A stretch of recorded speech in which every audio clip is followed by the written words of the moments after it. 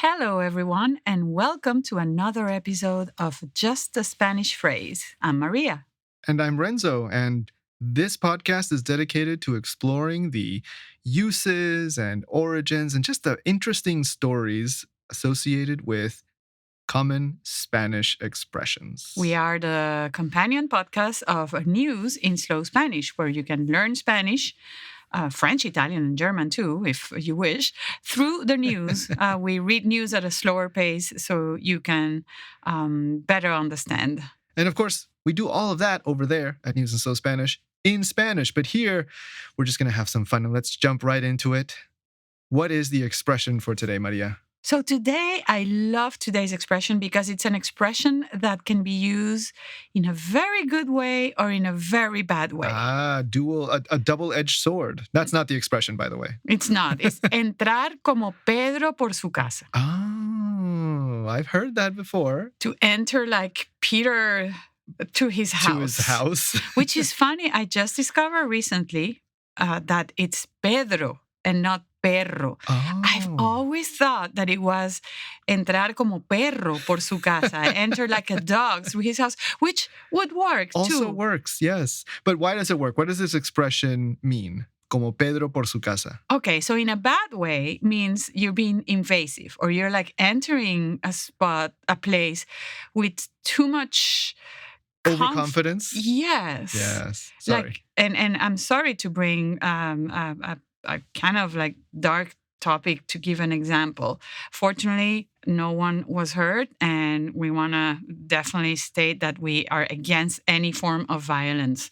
But we have to refer to the recent shooting in Washington, and I was amazed by how the shooter was able to entrar como Pedro por su casa to the hotel with bags full of guns. He stated that in his manifesto, right? Right. Yeah, no, and you're right. Really dark, serious subject. This would-be shooter, because luckily no one was actually killed. The shooter didn't reach and we're talking, of course, about the White House Correspondents Association gala that President Trump was invited to, and this man attempted to run into the venue and, according to his own manifesto, had every intention of killing people. And yes, entró como Pedro por su casa. He walked into the place, or ran. But before he walked into the place the night of the event, to me, what's puzzling is like, you have a huge hotel where you know the president of one of the most powerful countries of the world will be there, and you allow a bunch of guests that you don't even know who they are. See. Yeah. And second, you allow one of the guests to check in the hotel. Yeah, it was 2 nights before or one night before, but with a bunch of guns, and nobody thought of checking, hey, which of the guests have checked in recent times? So I'm assuming every guest entered that hotel como Pedro por su casa, a hotel that, needed to be very secure because it had a very important... Right, really high profile members of government, politicians. And as we said, this is an ongoing investigation of this recent event. And so I'm sure a lot will still be said and revealed about what looks like a security failure, honestly, because the guy checked into the hotel like he owned the place. Exactly. Comfortably. That's the English equivalent of entrar como Pedro por su casa, especially if you're using it in a negative way. Coming in like you own the place. That has like a negative connotation. Or when another negative connotation, de entrar como Pedro por su casa, when somebody goes to your house and for some reason they open your refrigerator. Without asking. I know my mom had some friends who always opened her refrigerator, and she was so mad every time that happened. It's like, why this person is always opening my refrigerator, like if this person was in his or her own house. Right. So that was entrar como Pedro por su casa. And of course, we have the ultimate example of that from fairy tales or folk tales, Goldilocks. And she ate all the breakfast, right? All the porridge, that's right. she walked into the bear's house or den, or depends on the version of the story, como Pedro por su casa, like she owned the place. And what did she? She tried all the chairs, she ate all the porridge, She and slept in on every the bed. She tried all the drinks. It was like, hey, girl, make yourself comfortable. It's like you own the place.